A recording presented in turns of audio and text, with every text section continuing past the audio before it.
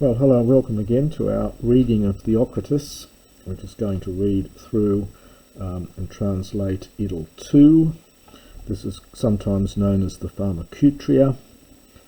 The scholiast says that this poem was loosely based on a mime by Sophron entitled The Woman Who Claims to Drive Out the Goddess, which also contained magical scenes.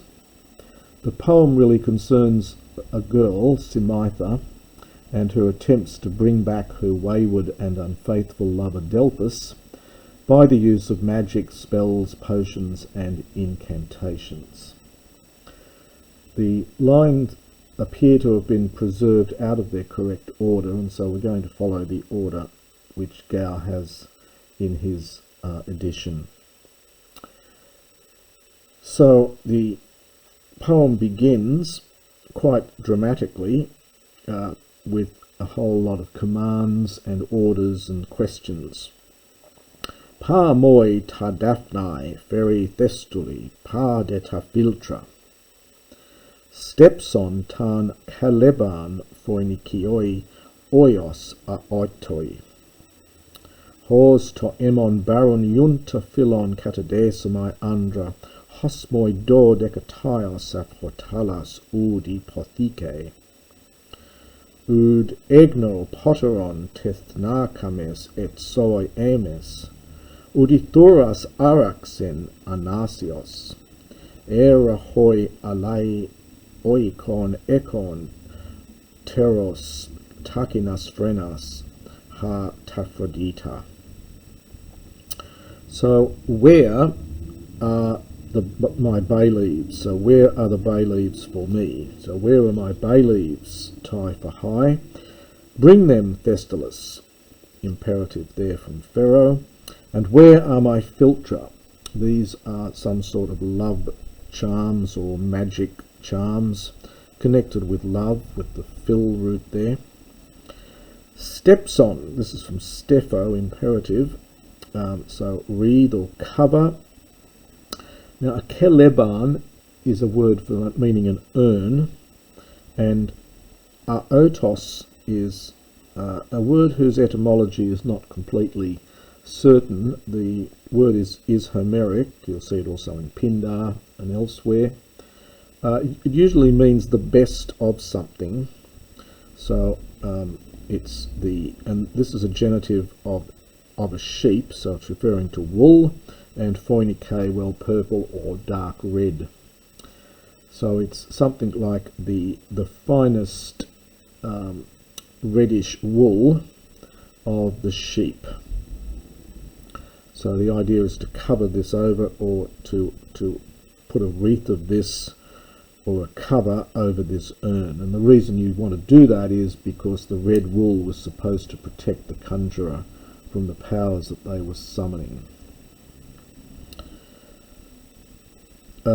Hos, plus here we get a future, so that I might, and it could be a subjunctive with a short o, so that I might bind ton emon philon andra, my dear man, who is junta, this is the participle from the verb to be in this dialect, who is being baron, who is being hard or harsh, is causing me grief. Hos moi do decataios. This is a very idiomatic line. It's literally, to take it word for word, it literally means who is, understood, a dodecataios. This is an adjective. He is a 12-day man for me, since the wretched man has not come to me. So we translate it as, this is the 12th day since he has come to me, or taking inclusive counting, it's now 11 days since he's darkened my door, the wretched man. Ud egno, he does not know, poteron a, whether we have died or whether we are living. Ames for esmen, first person plural from Amy. Udithuras araxen anasios. Now, anasios is probably generally translated as wretched man. It could be, the R here could be connected with ararisco, and the an could be would then be a alpha privative. So the meaning could be something like out of joint, all over the place, often translated just as wretched. So, nor has the wretched man knocked on my doors, from arasso. Era, surely. Now, this is it's not actually a formal question here, so it's a rhetorical question here, or rhetorical statement. So surely Eros and Aphrodite. Now, although we've got two subjects here, the singular verb and participle, they're going with Eros, and the Aphrodite's been tacked on the end here. So surely Eros and Aphrodite, oiket, they have gone off alay, to another place, so elsewhere, having, so often you use echoing just in the sense of with, so with the takinas phrenas, the flighty heart, hoi for autoi, dative of the possessor, for him. So slightly difficult line there. So surely Eros and Aphrodite have gone off, have gone off elsewhere, having taken away his flighty heart, his flighty wits. Basumai, this is from Bino, this is the future in this dialect from Bino. So I will go, poti for pros, to the wrestling school of Timagetos. And I'll do that Arion tomorrow. So tomorrow I will go to the wrestling school of Timagetos, Hosnin Ido, so that I might see Auton, Nin for Auton, I might see him. Slightly comic, leaving the tomorrow to the next line here. So she's going to do something, but it's going to be tomorrow. So that I might see him, kai mempsamai hoya mep hoye, and I will reproach him, I will find fault with him, such things he does to me. So I will reproach him that he treats me in this way. Nun denin ek thuion katadesamai. Now I will bind him ek thuion. Now the thuos, this is a third declension neuter noun here. It means something like magic fire spells.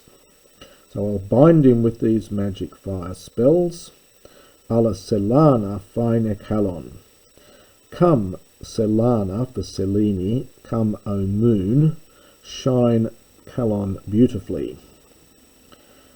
Tinga pot esamai hazuka daimon, te kthoniai thekatai, tan kai skulakes tromeonti, komenan nequion anateria kai melanhaima. So I will, now the tin is for soy in this dialect, so for an pot for pros. So, O goddess, daimon, for I will sing to you, hazuka, quietly or softly, and to chthonic Hecate, so Hecate of the underworld, to chthonic Hecate, Tan for Han, whom even the dogs, Tromionti, this is of course the Usi in Attic, so this is just third person plural. So at whom even the dogs are frightened, as she goes, Kominan, Anna, up and down the area. These are the tombs, and the tombs Nequion of the dead, and the black blood. Hail, Hecate daspleti, hail, O dreadful or grim Hecate. Now, of course, Hecate was god of the of roads, often seen as the goddess of where various roads meet and so on. She's generally regarded as not a very nice goddess. She is the one, of course, to whom Medea calls for assistance, and generally patron of witches and people who engage in magic and so on. So, hail, dreadful or grim Hecate, oppade, this is an imperative from oppadio, to attend. So stand beside me, attend me, this is the arm in attend, us, literally, es telos, to the end. As I make, from erdo, this is the feminine participle, for you normally get usa. So making these drugs, these potions, so to make them less not in any way, so making them no less potent, no less powerful than those of Circe, nor of Medea, nor of a golden-haired or blonde Perimede. Now, it's not clear who this Perimede is. We certainly know of Circe and we know of Medea. Perimede may be a deliberate variation on the magician Agamede from Iliad 11, or possibly Polydamna from Odyssey 4. Theocritus would have known these names and perhaps decided to alter, perhaps make a combination of Polydamna and Agamede and make a new name, Perimede, whom we don't know from anywhere else. Now, in the Incantation, which comes up in the next quite a few lines, from 17 to 63, each strophe is separated by a refrain, which, like those in Idyll 1, changes as the poem progresses. So this next section consists of a series of acts and corresponding prayers. So, for example, she burns barley and prays that Delphis' bones may be burnt. And you can see a pattern going through the next section here. Now, the first refrain is this Ionx, helkatotenon emon poti dorma tonandra. And an Ionx is a special bird. It's translated often as a wryneck. And in this funny folk magic, this bird was tied to a wheel. The wheel was spun, and the bird would then scream, make terrible screeching noises, and that was supposed to have some effect on the lover, to bring the lover back. In mythology, the Ionx was supposed to have been a nymph turned into a bird, which makes strange noises during the mating season.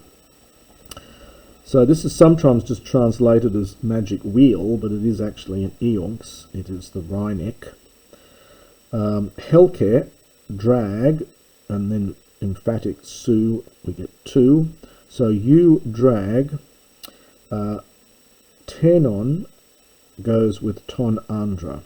So this man, poti doma emon, to my house. So, O wryneck, you drag my man, the man I love, back to my house.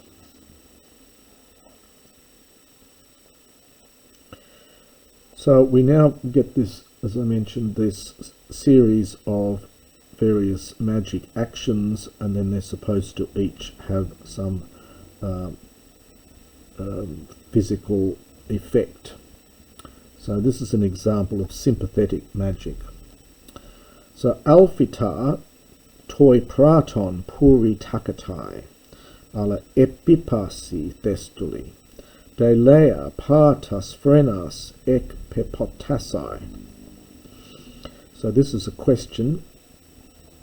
So praton for proton. So first of all, the toy is that ethic dative, if you please, but I've generally not translated. So first of all, the barley, this is the alphitar, this is the barley groats. Taketai, from keiko to melt, neuter plural here, so singular verb. So the first of all, the barley groats are melted in the fire. Perhaps smoulder for taketai, they smoulder in the fire. Al epipasi, passo and its compounds mean to sprinkle. So come, sprinkle them on top, O Thestylus.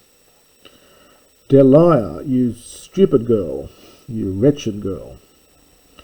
This is typical of these mimes and typical of comedy, in fact, in other parts of Greek where you abuse your slave. Well, here poor Thestylus is being abused. Delia, you stupid girl.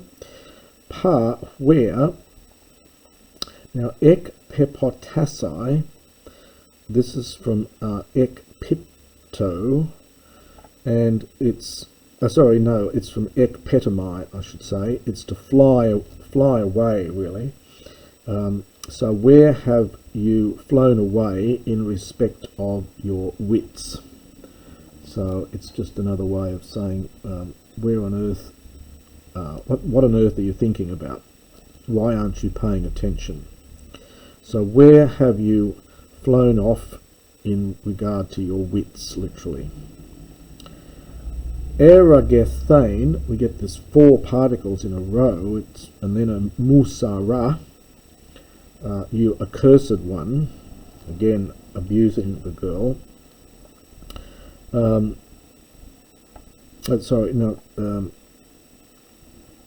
So the eragethane, thane is a funny particle. It can be equivalent to day, so it's very emphatic. So surely, in fact, indeed, musara, you wretch. Now we get a question here. Tetugmai, this is from Tuco.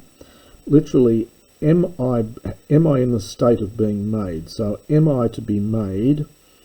Epikama, a laughing stock. So this is that use of the perfect, to be in that state. So shall I be in the state of being a laughing stock? So shall I become a laughing stock? Tin for soy, because of you. So indeed, you wretch, am I to become a laughing stock because of you? Pas hamakai tauta, ta delphidos ostia passo. So passo is to sprinkle. So sprinkle these barley groats, and at the same time also speak these things. Passo, I sprinkle ta astia, the bones of Delphis. So this is the sympathetic magic. So as they're supposed to have effects on the bones of Delphis as she sprinkles these alphitar. Again, we get the refrain. Iunx helkatuten on emon potidormaton andron.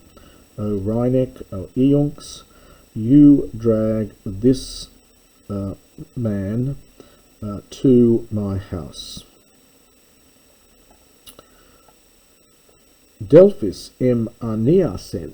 Delphis has really annoyed me.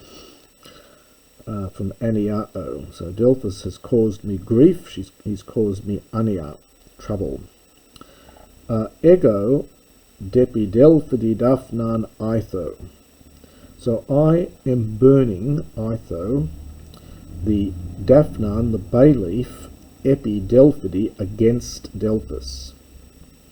Cause autalake mega caporisa. Now cause for kai, hose, and thus outer, it, that's referring back to the bay leaf. Lache is from lakio. This is this is just a contract here present, Lakio is to crackle. So as the bay leaf, as this thing, the bay leaf, crackles, cap purisasa, the cap is for kata, and we get this purisasa, catches on fire. So thus it crackles greatly, mega, as it catches on fire.